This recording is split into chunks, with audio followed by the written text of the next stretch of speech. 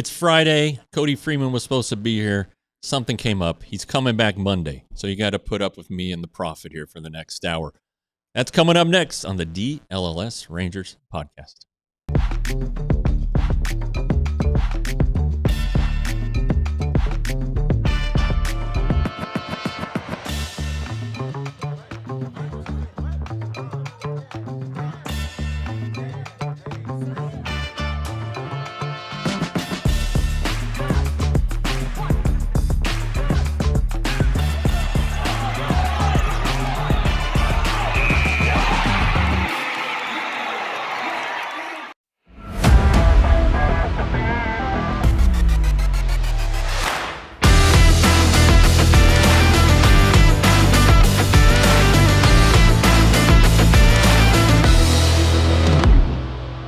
Yeah, there you go. We're going to talk about the offense. And as we've been talking about all season, it's those three dudes right there. Joc Pederson on the left, Josh Jung, big-time smile in the middle, and Jake Burger, stoic on the right. Hey, man, it comes down to those three. How we doing today on Friday? Hope everybody's getting ready for the weekend. I think that was a song. Elijah the Prophet is here doing the production stuff. Kat is off saving the world in both our location, and she's now in charge of the shows in Philly, so holy moly. And before we get started, I wanted to give a shout-out to Bill Flanagan, one of the OGs with my independent career there, if you will, when I had Rangers Today. Bill, one of the original and loyal subscribers. He's down there in the Austin Round Rock area battling, putting up a good fight against the Big C, and he's watching the show, and he sent me an email the other day. I hadn't had a chance to respond to it. So, Billy, if you're watching, we're pulling for you, and hope you're doing well. Hey, this should help. As everybody's pointing out, 4 more days till pitchers and catchers have their first workout in Surprise. I am headed out after Monday's show, so I'll come here Monday. We'll do the show, go home, pet the dogs, kiss the wife, and call the Uber, man, and get going to the airport. Yeah, and I know pitchers and catchers are first as always, and the hitters aren't coming until the 15th for the first full squad workout, but we need to talk about them as we continue our spring training preview. And as we've talked about all offseason, I think we tried to trade some of these guys at one point, and talked about how their seasons weren't great and how they got to be better, and how the dreaded internal improvement term that keeps getting used by Rangers management used again, and it was squarely on the shoulders of these three guys. Joc Pederson, oof, what a year. Josh Jung and Jake Burger. I think their years were probably a little bit better, right, than I think a lot of us are thinking. But they fell so short of expectations, especially Pederson. We don't, do we have to talk about it? Yeah, we do. Has signed the 2-year contract, $36 million, entering last offseason, was the key to the offense. That's it. Joc Pederson, boy, this thing's a complete puzzle. He can hit fastballs. He's going to help the Rangers against right-handers who they oddly struggled against in 24. And what did Joc do? Well, he didn't do nothing, but it sure felt like it. 181 average, 9 home runs, 614 OPS. He missed about 2 months with a broken wrist, which don't think he was missed during that time, unfortunately. But he came back, and the Rangers are pointing to a couple things about Joc. His August, okay, he had he had a 600 OPS in August last year. He was a really good player, batted 286, 342 on base. Probably the 286 is higher than they were expecting. Maybe the OBP was a little bit lower, but it was such an improvement. And there were, various times where it's like, hey, Joc, this is what the Rangers were getting, or thought they were getting, but it needs to be better. There was concerns about his physical conditioning, that the bat had slowed down. The Rangers say that wasn't the case with the bat. They just think maybe he put a lot of pressure on himself, knowing that he was the guy. And he even said it early on. It's like, they brought me in here to help the offense. I was their big ad, and it fell flat. So Justin Viele, I guess, is maybe a guy who we need to trust on this one. Justin worked with Joc when they were both with the Giants. Joc then went to Arizona while Justin was still with the Giants, and then Justin came over last year because of his buddy Donnie Ecker. Well, they're back together again, back in the saddle again. And I posted this in the story that was published recently. If you're a diehard, you can go and give it a read. This is what Justin said about Joc. Now, dadgummit, I just lost it. Oof. It's a good story, though, let me tell you. I think Joc was off to such a bad start for him that he was playing catch-up and putting a lot of pressure on himself early on in the season and trying to make up for it with one swing every time. But we didn't see any dip in terms of power or in terms of bat speed. So that's interesting. We saw Joc, Kennedy Landry and I, we went out to the, it was actually like Marcus Simeon's last public appearance. He was giving away turkeys out here in West Dallas at the Youth Academy. And Joc came out with his family, and he was very honest. He didn't shy away from what had happened. He said you can't do that because it is what it is, and you got to learn how to deal with it. He also revealed that he had been dealing with an ankle injury for much of the season after he came back. It limited him in the offseason, and so right around Thanksgiving is when he was getting the go-ahead to resume full baseball activities. So you never know these injuries that these guys have. I was at my daughter's softball practice last night, and somebody was talking to me about, I don't know why these guys don't run things out or try to stretch singles into doubles. You never know what a guy's dealing with. Now, is that an excuse? Is that why he hit 181? Probably not. Did he have things he needed to work on? Does he have things he needed to work on? 100%. And we're not going to see it until March. Because remember, Joc had a pretty good spring last year. I think he led the team in home runs, hit 5 or 6 of them. Everybody's kind of excited about that. And then, April happened. He had that 0 for 41 stretch, a club record. And at one point in May, he was batting .052. That's pretty bad. Anyway, so Joc Pederson, can he be better? He can't be any worse, right? Right. Next up, Jake Burger. And this one, another guy who might have been feeling some pressure because he was also a big offseason ad in the trade with the Fish. Was he with the Marlins? Yeah, the Marlins. And they brought him in and brought him in before they had moved out Nathaniel Lowe. So that kind of an awkward situation there. Anyway, Jake, another guy who hits velocity, a right-handed hitter who hit right-handed batters. That was part of the solution. It still is, by the way. The Rangers still need to be better against heaters. And so, Jake comes out, struggles. He's chasing. He's not walking. Boom. Goes to Round Rock for a week. That was not in the plans. He handled it like a pro, which was great. Came back and, he was good for a while, but then he got hurt. He was good again. Then he got hurt. Then he was okay again, got hurt. So he needs to avoid the injury bug. He did have the off-season surgery on his left wrist. Everything seems to be fine there. No indication that he's going to be delayed to start camp. So he needs to get back. And the thing that really stands out about Jake is his walk rate. 3.2% walk rate. That's low, okay? Now, as Brett Boone even said last year, and as Justin Viele reiterated earlier in the offseason, you're not going to, turn these guys overnight from a 12-walk player into a 112-walk player, or even a 50-walk player. How about a 20-walk player? How about a 25-walk player? An improvement like that doesn't sound like a lot, but guess what? It's twice more than he did last season. It's fewer strikeouts. It's more balls in play. It's more times on base and more opportunities to score runs. So that's what the Rangers are looking for here. They want him to be really, really good where he is good. And low in the zone is not where Jake is the best.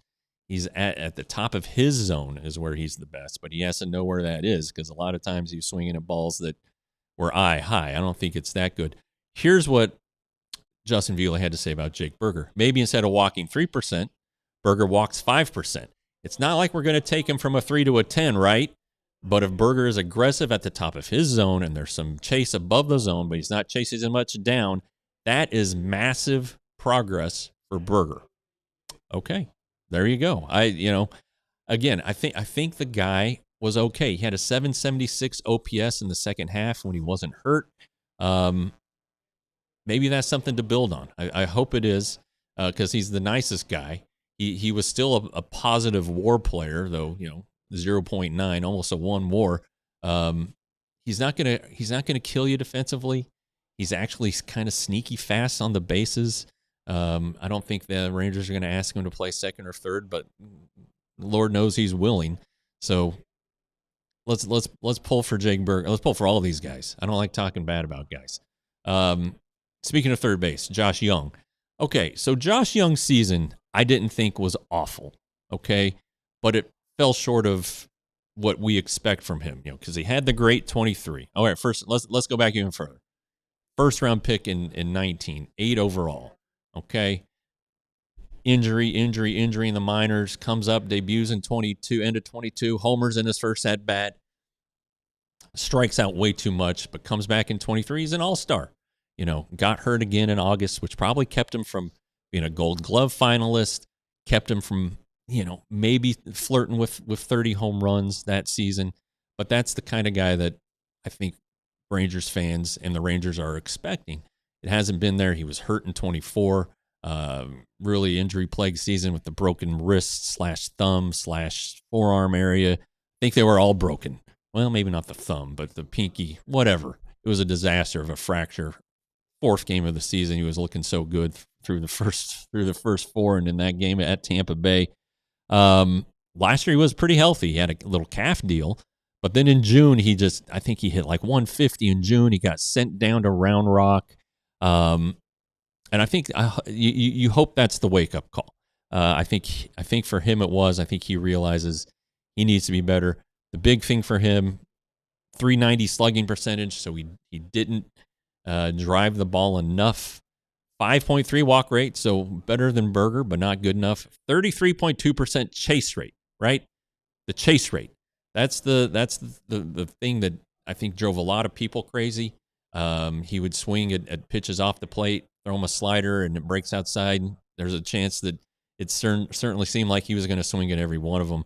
Here's what Justin Viele said. If JJ is chasing a little bit more closer to him and not chasing anything away, that is massive progress for JJ. What we were seeing, a lot of balls, he was hitting balls well, but he was hitting them to center field straight up. He still has a right field approach, Viele said. That's what he had in college when he was a All-American at Texas Tech. And I remember after the draft very distinctly, he's got great power to right center field. We need him to have some pull side power. Well, he added that, but he hasn't abandoned the field, the right field, and the approach of hitting the right field. It just hasn't been there. So can he do it? Well, sure he can. This is a talented guy. I don't want to say nobody works harder, but he's one of the hardest working guys on the team. Always tinkering, kind of a baseball junkie. When he was out with all those injuries, he would get VR and look at VR. He couldn't swing or do anything, but he was still trying to see pitches and do whatever he could to be ready. He doesn't like downtime. He tries to keep his mind active and off of baseball when he's hurt, so he's taking up cooking and just stuff like that. He's an interesting guy. The mind is working, and the desire is there. And this is a big year for him, right? First year arbitration, was he making 2.9 this year? At what point is the value not there? So this is kind of a big season for him, probably a big season for Burger. This is Pederson's last year. If he comes out and is sputtering at the start, how much do the Rangers rely on him? How much of a leash does he have? There are some left-handed bats. There are some left-handed options. If he's just not clicking. But Viele said that a competitive guy, as competitive as Joc is, when he gets locked in, watch out. Okay? Maybe that's just the hitting coach pumping up his buddy. But those are some pretty heavy words to lay on a guy who, hit 181 last year. So we're going to see what happens with the offense. Those three guys, I think they're kind of the key. You can't turn over the whole lineup. if you're a general manager. The Rangers did make some moves. We have the addition by subtraction with Simeon and Dolis and Heim gone. But these three guys, this is where the internal improvement lies, and they got to fix it. All right, so that's the first segment. Went pretty fast. We have more on the offense coming up in the second segment. Some Rangers news, which I saw it too there. Sports Zone with Chris, was it Robert Murray or Chris Catello reporting about the Ryan Brazier signing. Anyway, we'll get to all of that after this. Hey, this episode is brought to you by our good friends at Wild Fork Foods. If you weren't able to do the Stars watch party over the weekend, Wild Fork provided all the food, and they provided my favorite, which is picanha. I absolutely love picanha. It's been a Christmas staple that we didn't do this year. It's been a Christmas staple. And I got to admit, I'm a little bit guilty here. I haven't been to Wild Fork for about a month. I need to get up there, load up on meats. They have so many different kinds of meat, so many different cuts of beef, for instance, of pork, chicken, all of it, seafood. You can get a whole pig, for crying out loud. Wild Fork Food has it all. They have 9 DFW locations. WildForkFoods.com is the website. And let me tell you, if you need any help, they have the friendliest people there to answer all of your questions. Go to WildForkFoods.com. This episode is also brought to you by our friends at Mars Men. 50% off for life, free shipping, and 3 free gifts when you go to mengotomars.com and sign up. It's a testosterone unlocker, a testosterone booster. You don't even have to have low T to take this. It helps with your focus. It helps give you energy. The unlocking part that I was talking about, there's a protein that works against testosterone. Well, this little handy product, Mars Men, will go in there, knock the handcuffs off, if you will, and let your low T do its thing. And then this is a great product. It's made in the USA. It's tested. It has zinc in it. And if anybody remembers the Gordie Howe episode in The Simpsons in season 3, you can't live in a world without zinc. So Mars Men, 50% off for life, free shipping, 3 free gifts. Men, go to mars.com. If you have low T or bad focus, this is your product.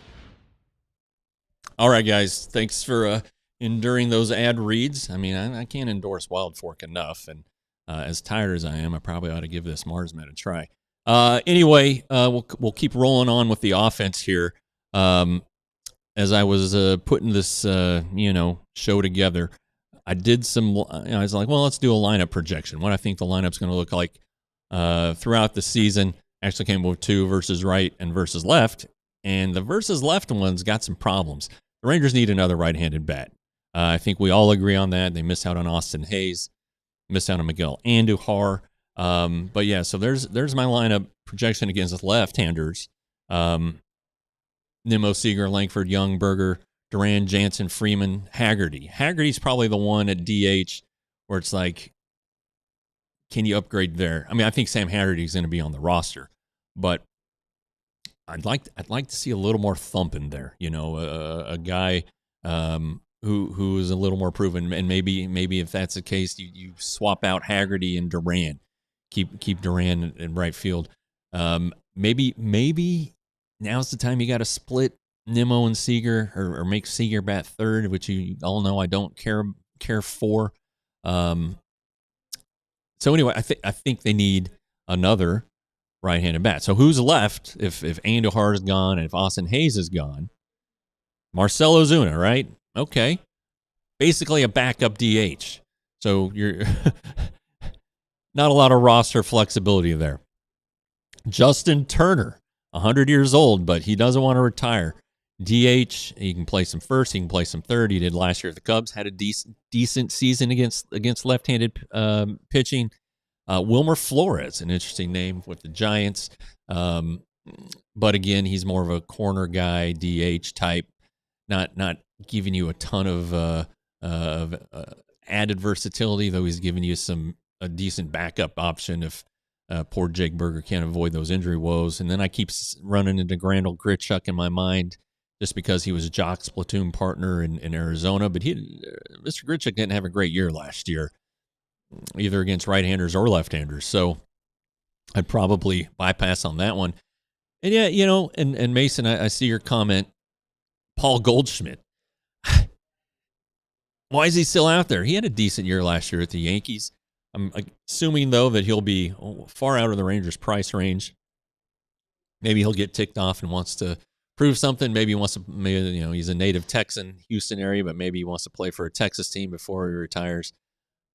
I don't know. Let's look and see. Whatever it takes, right? And you're right. Didn't he bat leadoff at one point for the Yankees last year? Maybe it was just against left-handers. But I've seen not Paul Castellanos. Paul Castellanos is the former mobster that got killed by John Gotti. Nick Castellanos. A lot of money there. Phillies would have to eat a lot of it. Not sure he's a great outfielder anymore. Maybe kind of a curmudgeon. So I'm not sure that one works out for the Rangers. I can't believe we're saying this about that guy, because I remember when he was a Pirates prospect Tigers prospect 1,000 years ago and broke into the league, and everybody was thinking, oh man, this is a guy who's going to be a great third baseman all that time, and it didn't happen. Again, the lineup against lefties, I do see the desire in the chat. Kleb looks like hope he plays against left-handers who develop. I think he will. Skip Schumacher has said you can't get better if you're not facing them. So I would put him in there at some points, but you kind of look. Is he going to face Tarik Skubal? No. Is he going to face Framber Valdez? No. Is he going to face Garrett Crochet? No. So there are some lefties out there who give everybody fits, but especially the left-handed hitters. So I don't see Evan playing against those guys. Hopefully he gets more though than he did. Hopefully he does develop. Everybody still wants him to be an everyday player, including the Rangers. I saw Mitch Garver's name pop up there. Love Mitch. Love him a lot. Great guy. And look at his numbers, though, there in Seattle. I know nobody hits real well in Seattle, but that was pretty rough. Plus, where are you going to put him? They already got 2 catchers. Hard to make him a part-time DH. He can play some first. I don't know. But the fact of the matter is, we keep seeing these guys getting signed. And, hey, maybe. He's made some pretty good money the last couple of years, though. Okay, so now I did do against right-handers as well. This one was a little easier to put together. I do like Evan Carter leading off. The Rangers may not, but if you're not going to play him against lefties, at least let him lead off. Get to the spot where everybody thinks he's going to be. Seager, of course. Langford. Nimmo might be a little low. He's I'm trying to go right, left, right, left.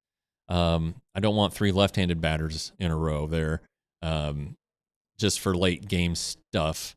Jung, Pederson, Burger, Josh Smith down there at 8th, and then the catcher 9th against right-handers. Higashioka and Jansen have some pop, right? So, maybe there's some flexibility there. Maybe you want Josh Smith in this case 9th to serve as a second leadoff guy, but then you run into the 3 lefty thing again. Though of course you're going to hit for Evan against lefties probably late in the game. So anyway, that's kind of how I laid it out. That's kind of how I think it'll go. I did. I hope, right? I put our boy Cody Freeman in there. So not just because he's been so great. It's pretty funny. He, as you guys know, if you watch the show Wednesday. We had some technological issues there. The data rate or whatever, the data didn't work. He wasn't on wireless. He was going to come on today. The Rangers are doing live batting practice right now in Arizona for those who are there. He didn't want to miss out on that, and he was like, well, I could probably get on at 12:30.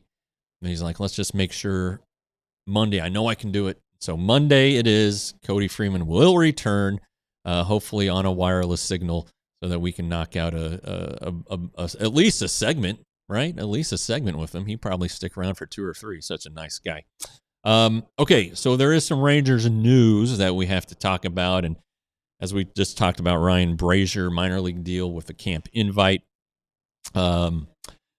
Wichita Falls native, went to Weatherford College. So, Jake Arrieta went to Weatherford College. I know there are others who have. He's, 2 years ago when he was a free agent, or was it 3 years ago? I know he was a lot of Rangers fans wanted to sign him. I believe the Rangers wanted to sign him. Memory isn't quite as good as it used to be. But I sure do remember there being some disappointment when he went to was it Boston or the Dodgers? One of the two. Anyway, he's been injured the last couple of years. 54 innings total the past 2 seasons. His velocity has dropped almost 2 miles per hour. He's 38, so he's not getting any younger. The good thing, premium strike thrower, does not walk guys, keeps the ball on the ground, which means he keeps it in the ballpark. And this is the kind, that sounds like Sean Armstrong, right? I mean, Sean Armstrong, what did he type out? 93 last year? And he was so good against right-handers. A guy who everybody probably here in this chat wanted to re-sign. I know I did. And he didn't. Maybe Ryan Brazier is the guy to do that. Minor league deal again, not a lot of risk, but you do worry about the injuries. If you put him on the roster, are you getting a full season out of him? But it creates depth. It's a veteran guy. It's another guy who maybe you trust late in games to go get some big outs because he's done it before. I like it. I like the signing. I thought the Rangers might give him a major league deal. I think I wrote a couple times here, maybe last month or early in the offseason, who might be some bargain arms the Rangers could go get. That name stood out to me a lot, and maybe it's just because I remember the last free agency situation. But let's see what happens there. All right, some other spring news. Jersey numbers, and I don't know if Joe Sigler is watching quietly instead of chatting with us, but 3 key number switches. Jack Leiter going from 35 to 22. Sorry for everybody who has Jack Leiter 35 jerseys. Chris Martin from 55 to 31. Get that dang Mike Maddox out of the way so everybody can get 31 back. And then Joc Pederson from 4 to 3. Maybe he's trying to channel Babe Ruth. Whatever he's doing, hope it works. All right. The spring roster, because the Brazier news and this Mason Thompson reported deal, it's currently at 64. Obviously, it's going to grow by a couple. It's going to keep growing. I think 73 is the high that I have in my mind. You know, as a reporter, when you walk into the clubhouse and there are auxiliary lockers in the middle, that there's a lot of people in camp. Anyway, about Mason Thompson, he's pitched in the big leagues for the Padres and the Nats. His numbers in 25 are eyesores, but it was his first year coming off of Tommy John. Big, strong dude. So, and he's from was he from Round Rock? Yeah, he's a Round Rock native. So another Texan tie, another depth piece. If he ends up pitching in Round Rock, probably not the end of his world, right? But I think that all these guys that come in on NRIs are going to have an opportunity to pitch in the major leagues. You see how the Rangers have gone through relievers the last couple of years, how you just might need a fresh arm for a day or two. Well, if one of these guys is in the minors and is doing the best, the Rangers aren't afraid to promote from within, even if they have to surrender somebody to create a 40-man spot. So there you go. The WBC rosters were officially announced last night. There will be 4 Rangers who are in big league camp who are going to be participating. The biggest name is Robert Garcia. He's going to be pitching for Team Mexico, and he will be joined by outfielder Alejandro Osuna, which we had talked about Wednesday. Cal Quantrill, the NRI veteran starting pitcher, he's been locked in on Canada for a long time, pitched from the last go-round.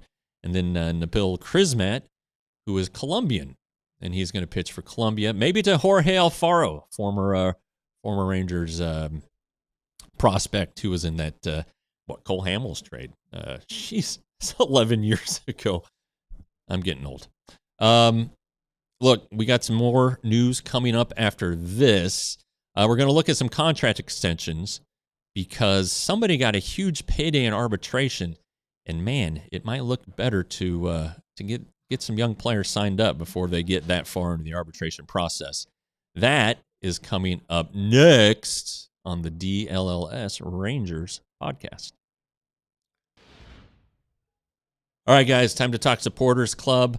I've been busy putting these shows together and writing stories, and yes, thinking about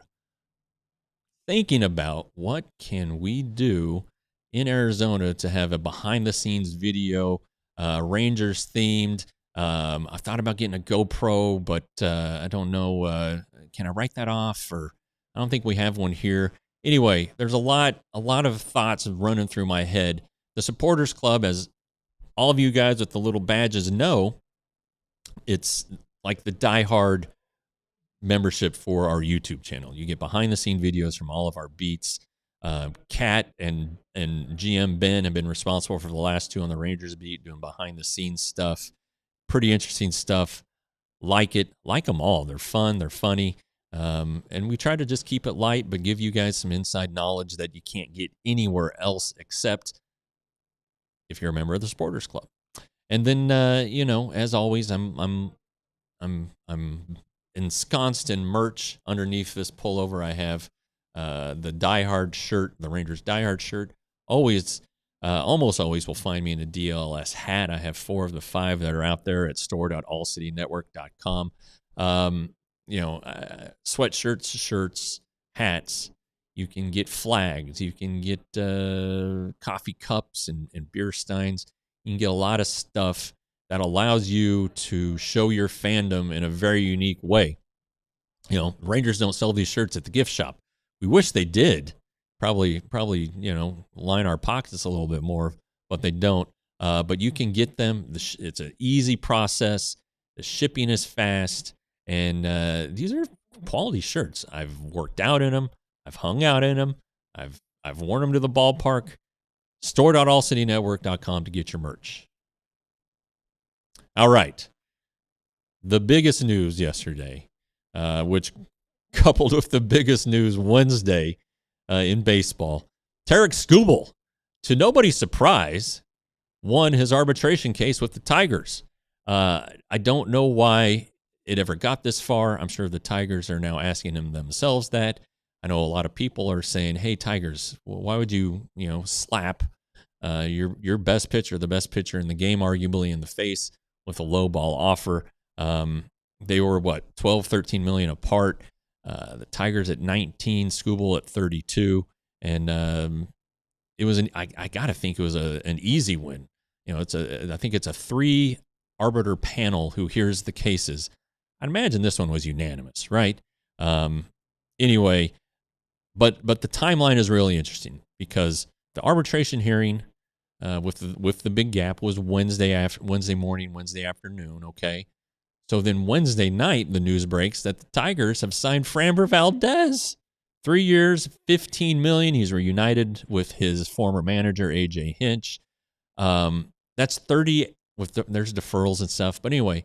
$38.3 million is what the AAV works out to be. I guess he can opt out after 2 years. But the Tigers were willing to pay a guy far less accomplished and with a lot of baggage, pay him more than they're willing to pay the 2-time Cy Young winner, back-to-back Cy Youngs in Skubal. So anyway, they make this signing. So, the panel heard everything. They didn't use the signing as evidence in their decision, though, I doubt they were sequestered or anything. Anyway, Skubal's getting paid. The Tigers kind of have black eyes, though I wouldn't blame it on the front office. Their GM is Jeff Greenberg, who's Chuck Greenberg's son. Look, this one's squarely on the Illiches, and I guess they're not selling enough Little Caesars pizza. Whatever it is, silly. It should have never gotten this far. But it did. And now a couple thoughts. First, so long to Framber from the AL West and from the Astros. The Rangers play the Tigers May 1 through 3 at Detroit and July 2nd through the 5th, which is a weekend series with a Friday off day. Can't stomach that one. And then there's the playoffs, because it sure looks like the Tigers are now the favorites to win the Central, at least. I don't know if they're the favorites to win the American League. Now, of course, the Rangers have a lot more work to do than the Tigers, it would seem, especially to win the division. But I don't think anybody's going to be upset that they're not going to be seeing Framber 4 or 5 times a season. And then the Tigers, that rotation now, Skubal, Framber, Jack Flaherty, Reese Olson, and Casey Mize. Pretty solid starting 5 right there. So what's the ancillary effect here? What's the trickle-down effect with this gigantic arbitration award to a pitcher? Pitchers traditionally don't make a ton of money in arbitration, and yet here is Tarik Skubal in his last year of arbitration, setting the arbitration record at $32 million, which beat the Juan Soto agreement with the Yankees at $31 million from a couple of years ago. Of course, everybody thinks Paul Skeens is going to just clean up if he gets to his last year of arbitration based on this, and Lord knows he might. But what effect does it have on other guys who aren't Cy Young winners, like Jack Leiter and Kumar Rocker? Okay, now Leiter, of course, is ahead of Rocker, still isn't arbitration eligible until after next season. So, the Rangers have some time. They don't necessarily need to do anything with Jack, but an extension now, while he's pre-arb, if Jack agrees to it, could save a lot of money. We got a little graphic here of the recent pre-arbitration extensions, and they're all for guys who are about Jack's age. Jack's going to turn 25 here in a little bit. So what are the most recent ones? Well, it starts with Spencer Strider. And he got 6 years, $75 million. You got that graphic, Elijah? Yeah, there you go. 6 years, $75 million from the Braves, and Brian Bayo, 6 and $55 from the Red Sox. Hunter Green, what a deal that is, 6 and $53. The Snell one's a little bit older, 5 and $50. And then Tanner Bybee, who was the Rookie of the Year for the Guardians not that long ago, 5 and $48. I don't know that Jack would sign in that range, but that's kind of, I think, a good barometer to kind of tell you where things are. Because, again, Jack's going to be 25 here in April, I think. You want to at least buy out one free agent year, right? I mean, just if we're being smart here, smart baseball executives, try to buy out 1 year of free agency, maybe 2, have some options tacked on, give him some incentive bonuses. Cardua says 6 and $60. I don't know if Jack would do that. Now, again, and you don't have to do it right now. You could say, hey, let's wait till Jack gets to arbitration. Let's see how these next 2 seasons go, if he's actually worth the investment, which the Rangers, I think, is. Okay, that's fine, but guess what? The price tag takes a gigantic leap for guys who sign in arbitration. And the biggest one happened just last offseason, or maybe as early last season. Garrett Crochet with the Red Sox. The Red Sox extended him at age 25, 6 years, $170 million. Now, Jack is not yet, and maybe never will be, in the Crochet realm, but that's a pretty good one. I really like the Logan Webb comp here. 5 years, $90 million at age 26. And when Jack hits arbitration, I think he's going to be 27, if I'm doing the math right. So maybe the Pablo Lopez thing makes a little sense, and I messed up. Elijah, I gave you bad info. It's a 4-year deal on Pablo Lopez. 4 and $73. My bad. Mitch Keller. I think Jack's better than Mitch Keller. So the Logan Webb thing, 5 and $90. Do we like that in a couple years? Would Jack like that? I mean, if he has 2 great years, I'm not. Maybe he does think he's a 9-figure guy. Maybe the Rangers think they were. Think he is, and then consider also his first year of arbitration will come with DeGrom and Eovaldi becoming free agents, and potentially Mackenzie Gore too. So you got to get some of these pieces and ensure that they're around, and arbitration does that. But I think you'd want this guy who, again, a 2nd overall pick in 21. You'd want that guy to be around for a while, especially if he builds on his 25 and 20, this season. I mean, his second half was terrific. If he pitches like that, you got a really good rotation.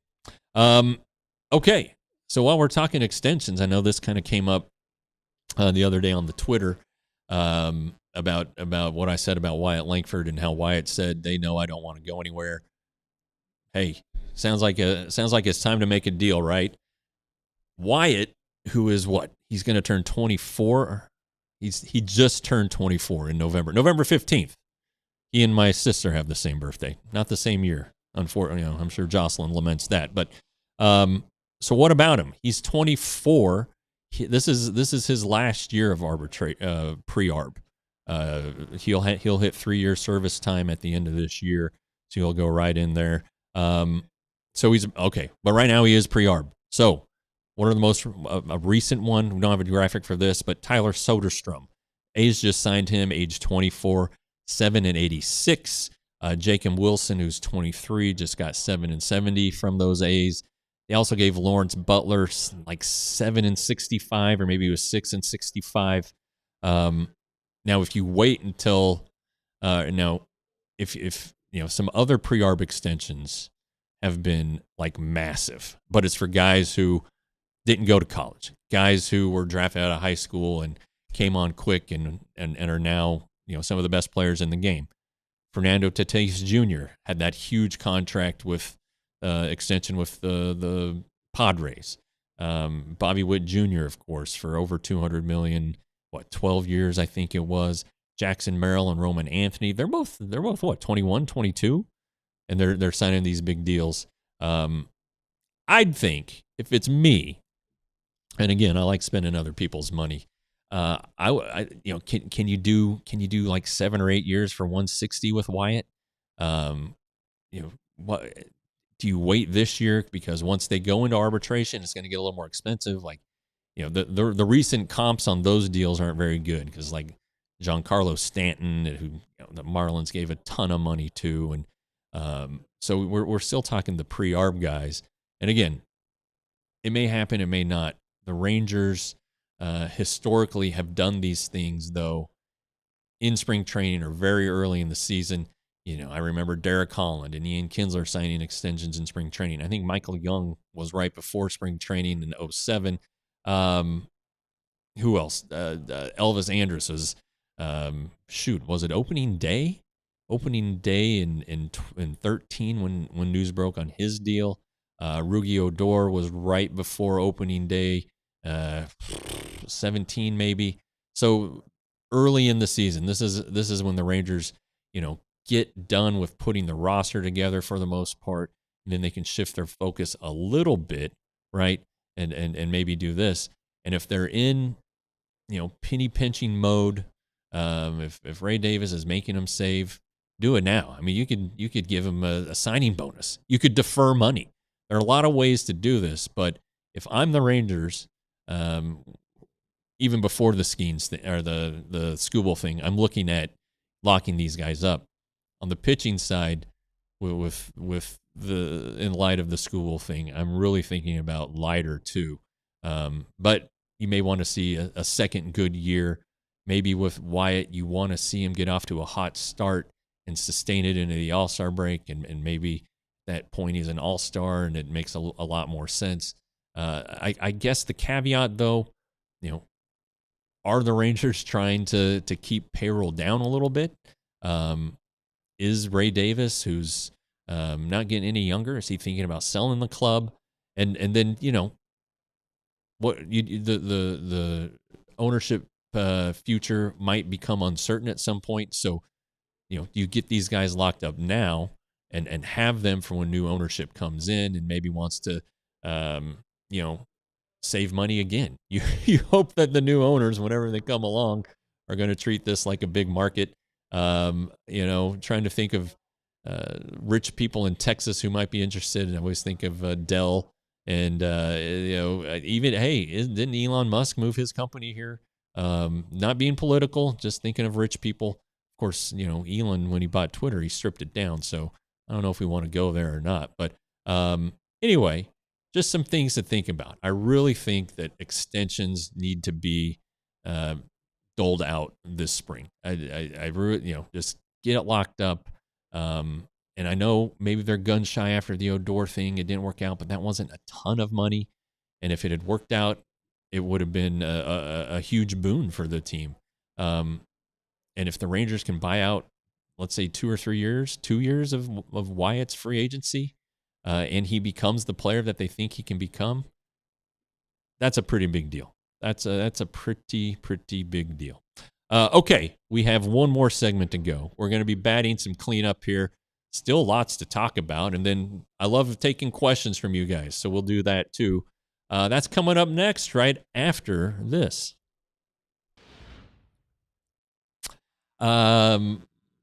Big game week deal here to become a diehard. The Super Bowl is Sunday out there in San Jose at, was it Levi Stadium where the Giants play. Anyway, we want you guys to take advantage of this diehard membership. 60% off our normal price. The normal price is $79.99. You're getting this one for $32 bucks, and you still get the free T-shirt. You get everything we write at DLLS. You get my stuff, Mavs, Stars, Cowboys. Look, I wrote that story I told you guys about that I published just before the show. If you want to read it, you got to be a diehard. And for $32, that's crazy. That's less than $3 a month. You'll renew at the normal price, but whew, what a bargain. And look, we're getting ready to go to spring training. Like I said, I leave on Monday night. I'll be there Tuesday for the first workout for 11 days. I'm betting I write 25 stories while I'm out there. 25 stories that will likely all be behind the paywall. Unless there's like a big news story that everybody in the world is going to write about. I don't know why we would charge you for that unless I have this huge piece of keen insight. But anyway, it's the Super Bowl deal, and here's what you do. alldls.com/Super Bowl. Pretty easy. Takes you right there. And do it. You can scan the QR code too if you're watching along right now. But if you've been waiting to become a diehard, I'm going to be here all baseball season. Clarence isn't going anywhere, and Ron, our young rising star Mavs writer, who's not afraid to ask Jason Kidd tough questions. Sam Nestor out there on the Stars beat. How about the Stars going on the Olympic break on a six game heater? Pretty good stuff. Become a diehard today for $32. All right, batting cleanup. We got some stuff here. Always like it when an old friend signs with somebody. Isaiah Kiner-Falefa, the fighting Hawaiian, he has signed with the Red Sox, or agreed with them at least, for a 1-year deal. He's going to be their starting second baseman, which is about as popular as a fart in church in Boston. But he's their answer after they didn't re-sign Bregman, after they couldn't trade for Ketel Marte. Maybe they still have a trick up their sleeves. I don't know, but Isaiah can play some defense, and even though he hasn't played a ton of second base, when he has played there, the numbers have been really, really good. So they're shoring up their defense. Doesn't say much about the young Christian Campbell, what they think about him at second or anywhere in the infield. Looks like he's going to be an outfielder. Maybe they're going to give him another year to seasoning in, I don't know, are they in Worcester or Pawtucket, wherever their AAA club is these days.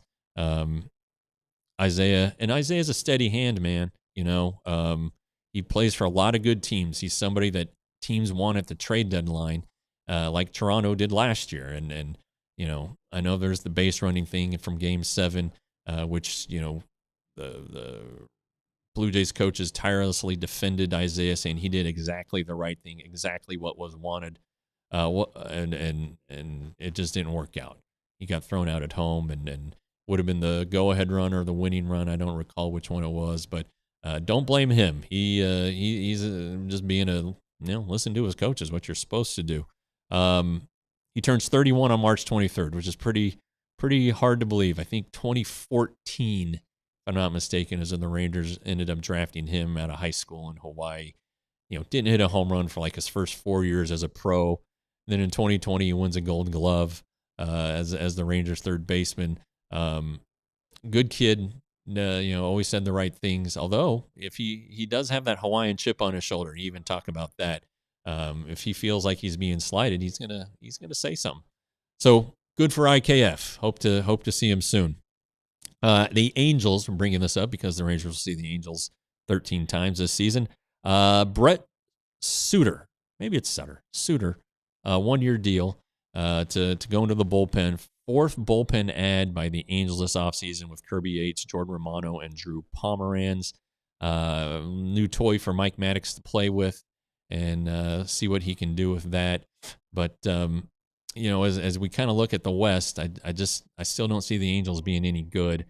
But you never know what happens every day in baseball when you sign up or when you show up. And if they can put something together in a bullpen, they still have Ben Joyce. I don't know what his health status is, but you have a guy that throws 105. Not a bad guy to have around. The Framber signing leaves Zach Gallen as the undisputed best, maybe free agent overall remaining. Definitely the best starter remaining, despite his down numbers last year, especially in the first half. I haven't seen a lot. I saw maybe there's some interest in a Diamondbacks reunion. And I saw where he said, "Yeah, I'd like to be back. Wouldn't mind it. My wife is from Phoenix." He said that's their home base for now. So maybe a Cactus League team can get their hands on him. Maybe one in Surprise, though I doubt it. Let's watch this one because it may go a while. Or hey, maybe it happens today. Who knows? The Rays, our good friends in Tampa, John Daniels, special assistant, they released their new ballpark renderings yesterday. I don't know if you saw them. They're on the Rays website and on their Twitter handle. Pretty cool looking ballpark. Gonna have a roof. Need a roof there. It rains every day in the summer. And even though it's just a passing shower, gotta have a roof. Gotta get out of that humidity too. Woof. Anyway, it's going to be kind of, I don't want to say sandwiched because there's space there, but it's going to be just east of Tampa International on the campus of Hillsborough Community College, which is where Steinbrenner Field is. So the Yankees train right there. Then across that street, which is I think is Dale Mabry, is Raymond James Stadium. So it looks like if this happens, always a big if, and there were some very snarky and cynical Rays fans in the Twitter responses because no financing's been announced for this 31,000 seat stadium, which strikes me as a little small, especially if you're moving up the road from St. Pete into Tampa. The Rays have said they're willing to pay up to 50% plus any overages on the construction of the ballpark, assuming the ballpark will cost $1 billion or $2 billion. Kind of maybe that's the going rate these days. I'm not sure. What was Globe Life? 1.2 billion, and that was 6 years ago. So I don't know. Maybe I don't know how much lumber you have to put into a ballpark. I'm assuming there's some. Lumber is pretty expensive, right? So we'll see about that one, but it's a positive sign. The new ownership group seems committed to Florida now that Stu Sternberger's out of there. Maybe willing to spend a little more money. I like that. Cordua, are they still building that business complex? The renderings kind of looked like it was going to be maybe not exactly like Globe Life Field and Texas Live or the live places in Atlanta has one. I think I know St. Louis has one. So I don't know if it's has official, live exclamation point designation, but I think they're going to have some more than just a ballpark out there in Tampa if this thing gets funded and built. I mean, I don't know. How long is it going to take? You probably have to have an election if public funding's involved or an allocation of tourism dollars or something like that. And then construction will take 2 or 3 years, I would guess. So maybe 2030? I don't know. I didn't see a timeline, but 29 or 30. How about that? Okay, great. Okay, that's all I got. So let's do some fan questions from the chat. All about Sports Zone with the breaking news. Dodgers just DFA'd Anthony Banda. What are your thoughts on him? Sure, all for it. I'm not sure what his salary is. But I bet he gets claimed. I bet somebody gets in there and claims him. Mike Maddox 95. We wanted that space talk around here. Keep that in Houston. Okay. Jake. I can't. Jake Luigs. I always stumble on yours. I bet Heim ends up on the Red Sox as well. Maybe. I think they have a catching surplus. I don't know where he's going to go. Hopefully it's soon though, because pitchers and catchers, start working out pretty soon. For his sake, I hope it's a big league deal. I would imagine it would be, still a decent enough catcher. The bat's got to come around, as we all know. But he's a good kid, and it's too early for him to not have a job. I really pull for Jonah in that scenario. We'll go back down. Here we go. Where was the Scherzer? There we go. I'm sure now that sets the market for Gallen, Verlander, and Scherzer. What did the Verlander and Scherzer like 15 million last year? They're not getting any younger. Scherzer didn't pitch that much, so I think the max they could get is 15. If that were me. I think I saw something on Cody Bradford a little bit higher there, Profit. Kelly, man, Cody goes to the IL to start camp to open up a 60-man spot. I don't think they'll 60-day him because I think he'll be ready before the 60th day. But I don't know. I don't think they have any 60-day candidates, do they? Usually there's one or two that you can snake a roster spot from. Let me look here. Don't see one in the pitching front. And then the position players I think are all healthy. So I don't know that they have one. I think the one that is kind of a nuisance unless he's really, really good is the Rule 5 guy, Carter Baumler. I think that's one who he's going to have a tough time making the roster. Did Sports Zone, did you ask about any recent DFAs that intrigue me? Not really, although Bandon does. I think that just because of his pedigree with the Dodgers and he's pitching some big games and such like that. And then Benny throwing his vote behind Zach Kent to be in the bullpen to open the season. Or was he saying he could be a DFA? I'm not sure. But I like Zach Kent a whole heck of a lot. Oh, there you go. Which MLB pitching signing has the best chance to break camp? Benny. Zach Kent. He's pitching the big leagues. He can pitch multiple innings. I'd love it. I like the guy, always have. And, the Rangers thought he was going to be a big league starter. Maybe he is someday with, the pitches that he throws. He's got, 4 of them. Just let's get him in the big leagues first. So anyway, yeah, we're cruising along here. Spring training. Hey, if you guys are coming down, I know you are, Misty, and maybe Mason, I think you are too. Let me know your dates. And then also a public service announcement, with the time zone change. We are going to do our shows Wednesday and Friday next week at 3 p.m. 3 p.m. Central Time. That's 2 Mountain Time. If we did 1 o'clock, that's noon, which is right probably at the end of the workout, and maybe when I'm out trying to report and get some players and quotes and stuff. Try to round up some guests too next week. I'd love to hear from Cody Bradford. I tried to get Skip Schumacher to come on the show. He's actually driving to Arizona today from Southern California, so he couldn't hop on. Probably not safe for him to do it on his phone while he's driving.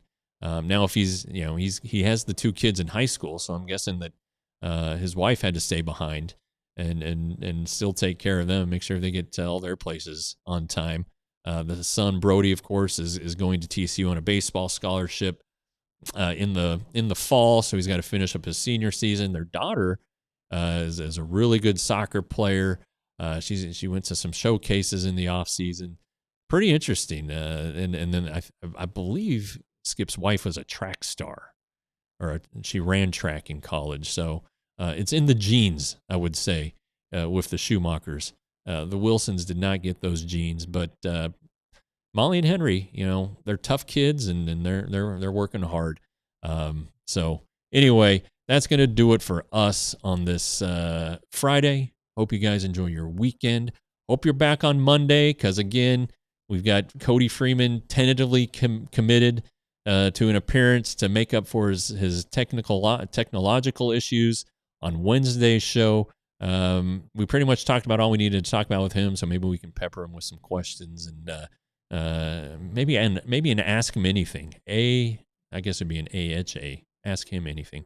Anyway, we'll figure it out next week, Monday, on the DLS Rangers podcast. We all silly like the mayor.